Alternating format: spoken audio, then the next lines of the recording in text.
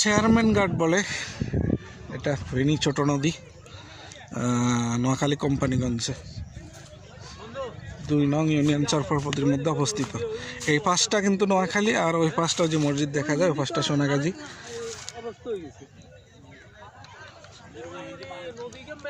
এটা ছোট ছোট ফেনী নদী। এখন জোয়ার আসছে, জোয়ারের সময়, ভাটার সময় পানি আরো অনেক নিচে থাকে। এখন মোটামুটি পরিপূর্ণ পানি, আরো পরিপূর্ণ হবে। জোয়ার এখন ঢুকতেছে।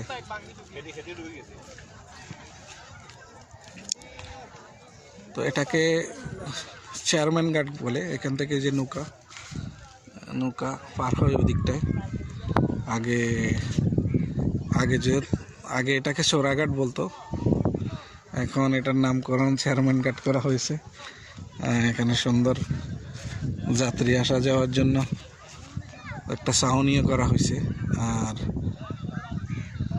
এই জাউ বাগানটা, এখানে আরও জাউ বাগান ছিল এই কিনারায়, কিন্তু এখন পার ভেঙে মুসাফুর ক্লোজার ভেঙে যাওয়ার কারণে, এখন নদী ভাঙানোর কারণে পাড়টা অনেকটা ভেঙে একেবারে এদিকে চলে আসছে।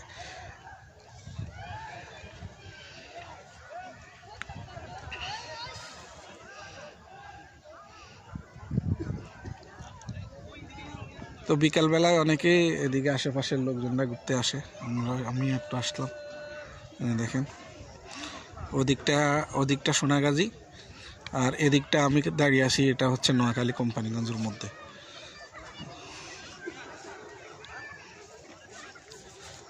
স্মৃতিচারণ করতে আসলাম। আসলে জায়গাগুলো আমাদের ছোটোবেলা, আমাদের কিশোর সময়ের অনেক পরিচিত।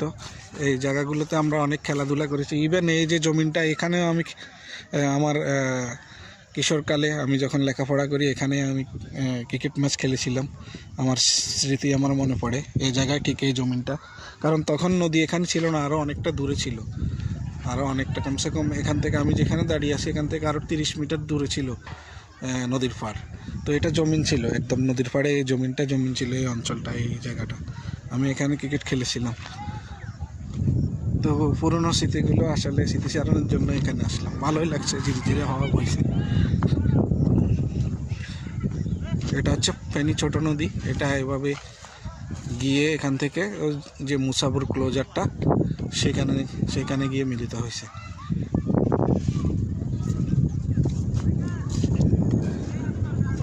এই যে আমার সঙ্গীরা সবাই ভিডিও নিয়ে ব্যস্ত। সূর্য ডুবো একদম গোধূলির সময় হয়ে আসছে।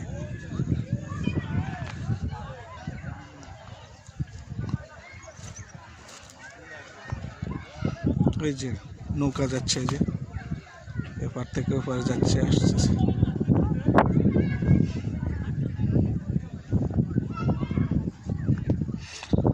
আর ওই যে মসজিদটা দেখছেন, ওটাও এখন রিক্সে আছে। ওটা একেবারে কিছুটা নদীর কিনারার মধ্যে পড়েই গেছে অলরেডি, বাকিটা উপরওয়ালা জানে।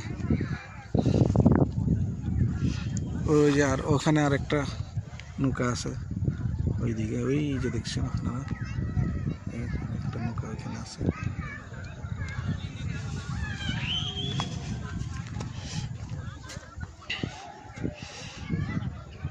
এটা এখানে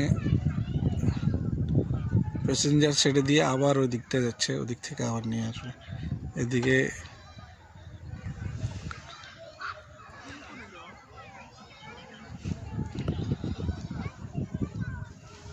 বাই বাই বন্ধুরা, ভালো থাকবেন। আশা করি এরকম পরিবেশ কার ভালো লাগে জানাবেন।